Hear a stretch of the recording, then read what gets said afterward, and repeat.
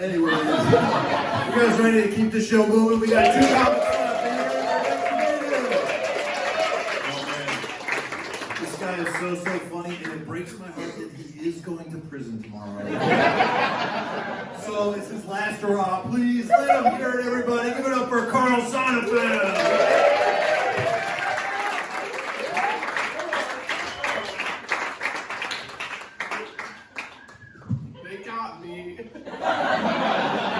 It's true, I'm going to the big bad jail over there. And I'm taking no prisoners with me because I am going to prison. They don't let you bring other prisoners with you. Alright, here we are, folks. Look, this is important for me.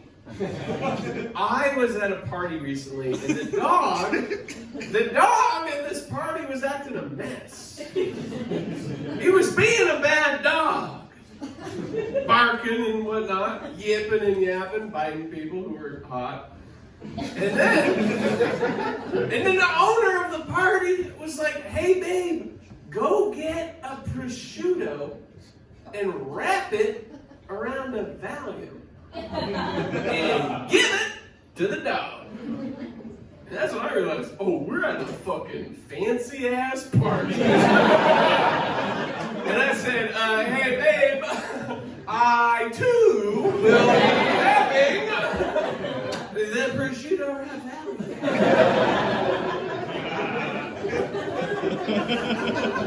Don't we all want to be relaxed? Everybody on New York Times cooking recommendations is like, oh, you gotta wrap your melons in prosciutto. Bitch, wrap a Valium in a damn prosciutto. I put that on the menu of my wedding. That is an hors d'oeuvre. I'm from Indiana, you have to realize. I'm an appetizer guy, so I saw that and I was like, ha. East Coast party. And he freaked out. He said, no, you can't have that. That's dog Valium. And I said, I'm eating the most dog food out of anybody at this party. Give me the Valium. And he said, no, you don't understand. Dog Valium is stronger than human Valium. Sure is. And I said, no, you don't understand. That's not something to say to make daddy want to not do the Valium.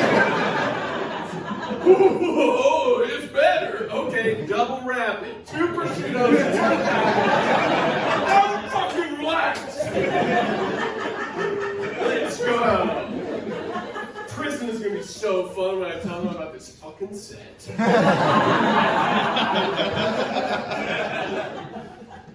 Dan married the lead, okay? I don't just go to parties where there's cured meats and designer drugs, okay? What I do for money, y'all want to fucking know. How do I make my fortune in this goddamn city? I'll tell you. Paid clinical trials.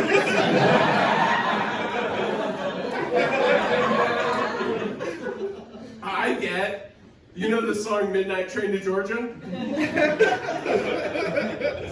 Has anyone ever fucking heard that song? Yeah, well I get on the 4 a.m. train to Baltimore. And it's a lot less glamorous. But someone is talking on the phone to their wife, who they're cheating on, the entire time they're going to Baltimore.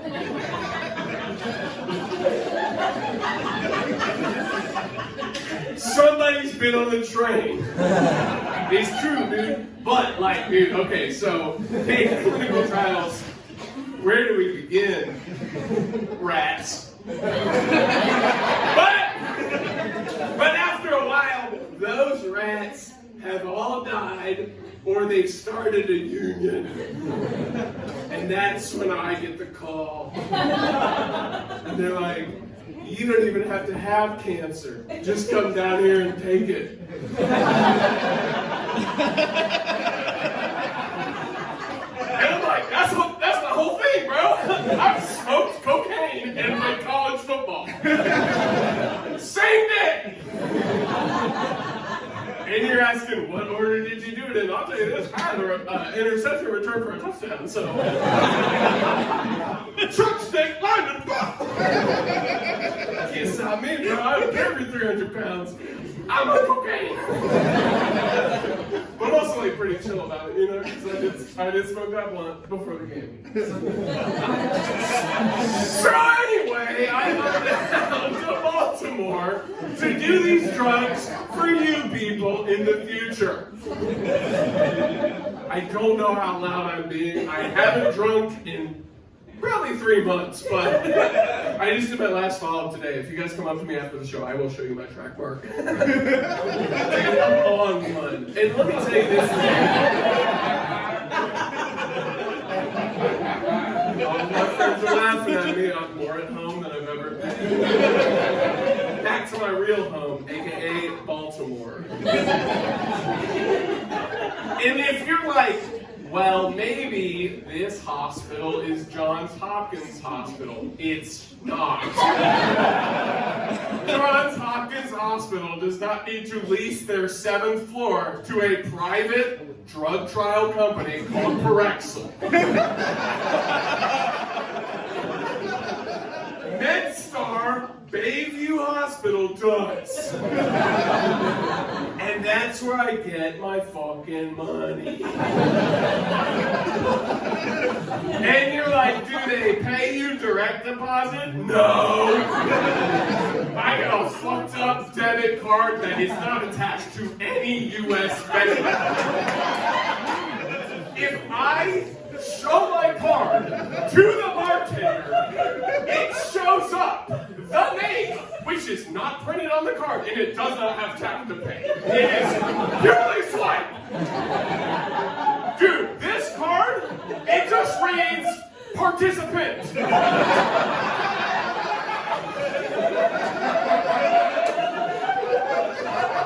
One name. One of many who are out here helping the world. You guys have never heard of Marburg virus. But in 7 years, when those bats hit puberty and come out of that fucking cave that the CDC has been warning us about, I will be ready. Because I did the Marburg vaccine trial. And before you say, Carl, it sounds like the trials didn't work too good for your long-term or short-term memory, it's like, no, bitch, I have CTE and I play college football. And another thing, I didn't tell anyone in the trial that I have CTE. They will not let you do the trial if you have CTE.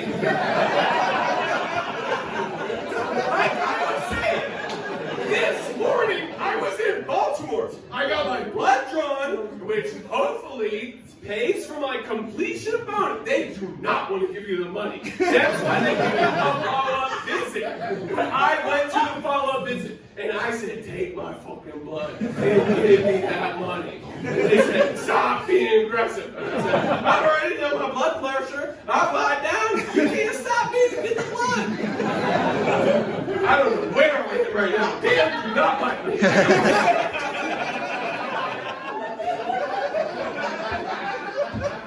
I didn't write any of this. I haven't drank alcohol in 3 months, and I had been drinking on the train from Baltimore all mid-afternoon. It's not a long train, but I got it in. I'll tell you what, $9.50 for a Stone IPA on the inside. And then the train broke down. I said, why not go outside and see if I can bum a cigarette? And bitch, guess what I did? Because they can't test my piss anymore for shakes because I already pissed. Alright, you people are gonna fucking love this next shit. One time, I did a trial in Lincoln, Nebraska. This is what I do for money. I do it in Baltimore, I do it in Nebraska, I play all the hits. In Nebraska, I had to do methamphetamines with a bunch of guys who don't see their children. We were trying to cure narcolepsy together. And this drug I did for you guys to cure narcolepsy, bro, it was a vasodilator. Who knows what the fuck I'm talking about? Make some noise. Yeah. Two people. Vasodilator. Number one side effect. My dick got bigger. I wasn't hard, but I was plump. Blood vessels dilated. And then I told the nurse, because you have to tell them, like, reported side effects, and I was like, yeah, this fucking. Also, you know the haters in your life, you know the doubters who said you should have went to college? Well, I sent them a nice little picture image. And said, how about this? Everybody is like, aren't you worried about the side effects? What could happen? What could happen? I was like, what's the coolest fucking thing ever happened? I'm fucking engorged. I wasn't hard, but I was plump. I could have won a ribbon at the state fair. I don't know where I am right now. And I have lower back pain. I ain't telling nobody else. Have you guys ever thought you were watching a movie, but it was a different movie? I mean, alright, did you? Shut up! Okay. What's that movie with Timothy Chalamet where he's like gay for a summer? Call Me By Your Name. Alright, I thought I was gonna rent Call Me By Your Name, but I accidentally rented Manchester by the Sea. This is a decidedly sadder movie. This whole movie I am watching.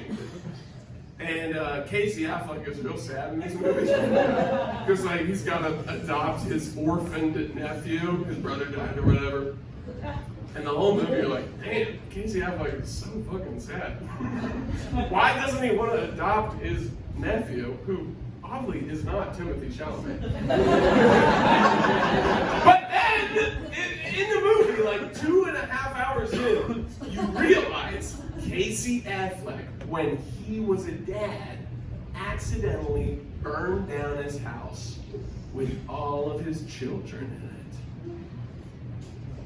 I know.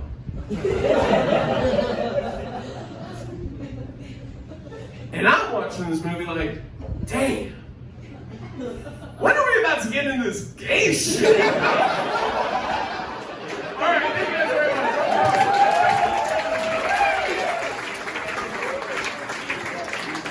Sonnefeld, everybody!